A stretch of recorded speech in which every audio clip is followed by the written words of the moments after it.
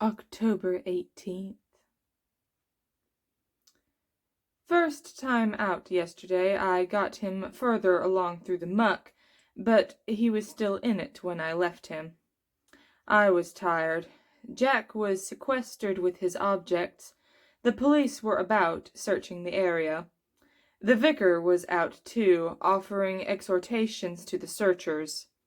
Night came on, and later I made my way back to the muck, chasing off a few vermin and beginning the long haul once again. I'd worked on and off for over an hour, allowing myself several panting breaks, when I realized I was no longer alone. He was bigger than me even, and he moved with a silence I envied, some piece of the night cut loose and drifting against lesser blackness. He seemed to know the moment I became aware of him, and he moved toward me with a long, effortless stride, one of the largest dogs I'd ever seen outside of Ireland. Correction. As he came on, I realized he wasn't really a dog. It was a great gray wolf that was bearing down on me. I quickly reviewed my knowledge of the submissive postures these guys are into as I backed away from the corpse. "You can have it," I said. "It's all right with me. It's not in the best of shape, though." He loomed nearer, monstrous jaws, great feral eyes. Then he sat down. "So, this is where it is," he said. "What?" "The missing body. Snuff. You are tampering with evidence." And you might say I'm tampering with something already tampered with. Who are you?" "Larry. Talbot." Could have fooled me. I thought you were a great wolf." "Oh." "That too." "Where, huh? And you're shifted, but this is the dark of the moon." "So it is." "Neat trick, that. How do you manage it?" "I can do it whenever I choose, with certain botanical aids, and retain full rationality, save when the moon is full. It's only involuntary then, with certain unfortunate accompaniments." "So I understand, like berserk." "Wolfsark," he said. "Yes." "So, why are you here?" "I tracked you. Ordinarily, this is my favorite time of the month, without a trace of moon to disturb me. But I forsook this to do some investigating. Then it became necessary that I speak with you. So I came looking. What are you doing with the body, anyway?" "I was trying to get it to the river, where I want to drop it in. Someone had left it near our place, and I was afraid Jack would be suspected." "I'll give you a I'll help."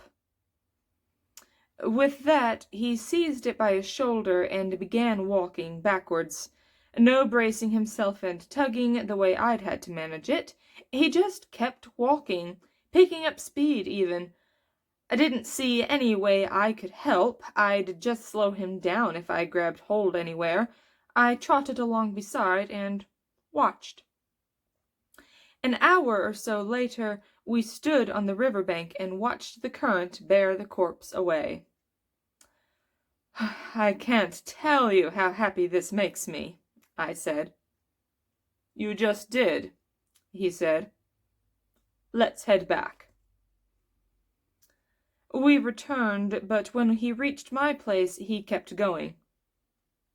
"Where are we headed?" I finally asked, when he'd turned left at the second crossroad. "I'd said I went looking for you because I wanted to speak with you. There is something I need to show you first. If my timing is right, it's about midnight now. I'd guess it's close. We approached the local church. There was a very dim light from within. The front will probably be locked, he said. We wouldn't want to go in that way, though. We're going in? That's my intention.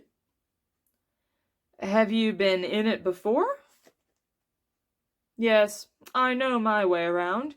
We'll go in the rear entrance if no one's about, pass through a small vestibule, turn left for a few paces, then right up a little hallway.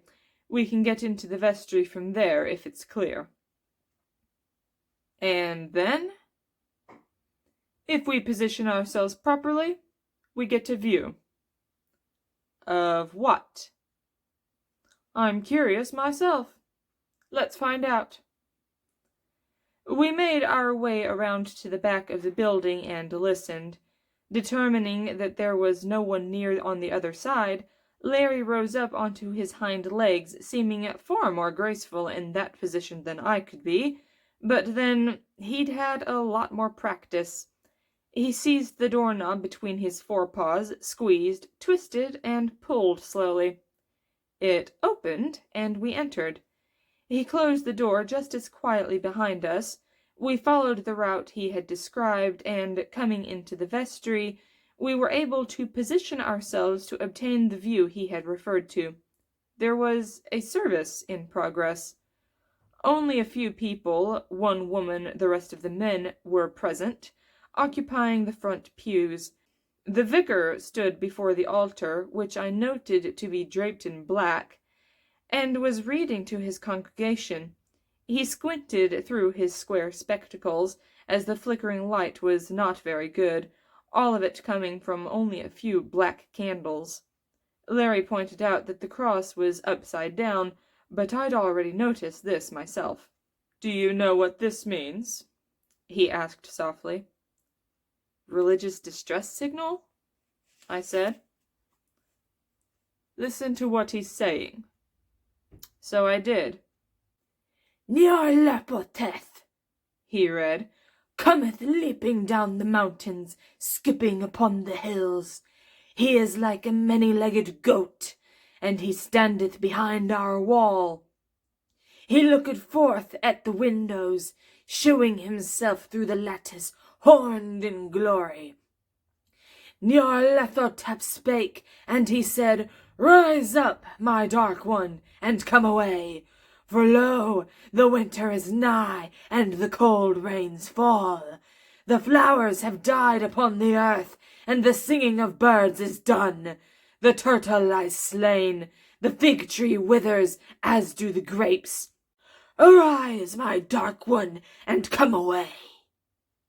The woman had risen to her feet, swaying slightly, and had begun to disrobe. "You've proved your point," I said to Larry, memorizing the faces of the parishioners, whom I suspected to be the crossbow crew as well.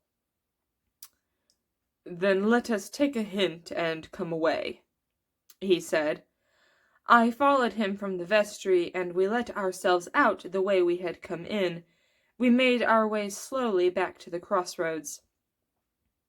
"So he's involved," I said after a time. "It's his status I wanted to discuss with you." "Yes?" "I know that a certain geometry prevails in these matters, but I've never learned it fully," he said. "I do know, though, that it involves the placement of each player's residence." "True. Oh, I see what you're getting at." "Yes. How does his presence affect the pattern? Do you know how to figure out these things, Snuff?" "I do. I've been walking lines for some time. Where does he actually live?" "The cottage behind the church is the vicarage." "Okay, close enough. I'm going to have to do a lot more calculating now." I need to know the center ground, the place of manifestation, Snuff. I'd guessed that, Larry, and I'll tell you when I figured it.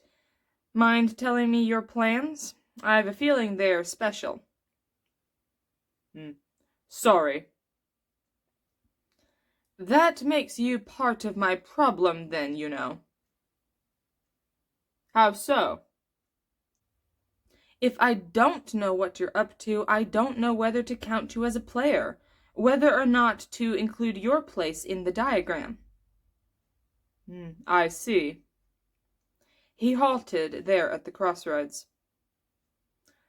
Could you do it both ways, with me and without me, and let me know the results? As well as both ways on the vicarage? That'd be damned complicated, having to work it both ways twice. Why are you afraid to tell me? You've as much as said you're a closer. All right, so am I. You happy now? Your secret's safe. We're in this together. That's not it, Snuff, he said. I can't tell you because I don't know. I'm an anticipator. I know certain things about the future, and I anticipate being at the center when the moon is full. And yes, I'm on your side, but I'll also be out of my mind that night. I still haven't worked out the formula for bringing it through a moon change intact. I'm not sure I should even be categorized as a player, but then I'm not sure I shouldn't. I'm just too much of a wild card. I threw back my head and howled. Sometimes it's the best thing to do. I went home, made my rounds, thought a lot, and slept. Earlier today I encountered Greymalk as I paced the neighborhood and calculated. "Hi, Cat," I said. "Hi, dog. What's the status on your disposal project?" "Finished. Done. Complete. All floated away. Last night." "Admirable. There were times I thought they'd find you before you got it there." Me too. "We have to be careful what we talk about now." Or even how we phrase things. But we're adults, and we're reasonably intelligent, and we both know the score. So, how's it going? "Oh, not real well." Math problems? "Oh, I shouldn't say." It's all right. Everybody's got 'em just now. "Do you know that? Or are you just guessing?" It couldn't be any other way. Believe me. "I do believe you. What I want to know is how you can be so sure." That's the part I can't tell you, I'm afraid. "I understand. But let's not stop talking just because we're in the second phase." Agreed. I think that would be a mistake. "So, how's it going?" Not real well. "Math problems or identity problems?" You're sharp. Both. "If you solve the problem of whether Talbot is really a player, I'll trade you something for it." Oh? What? "Can't say, of course, but it could be useful if things get rough." I'm inclined to take you up on it, but I haven't an answer just yet. That gives us something right there. Small, but something. So, for whatever it's worth, here's a negative. It can't be the center of a road. The mistress has researched it and found good metaphysical reasons why not. I'd come to that conclusion myself, but I didn't know about the metaphysics. All right, we're still even. Talk to you again soon. Yes, soon. I took a walk to my favorite thinking place, a little hill to the northeast, whence I could see the entire area at a great distance. I called it Dog's Nest.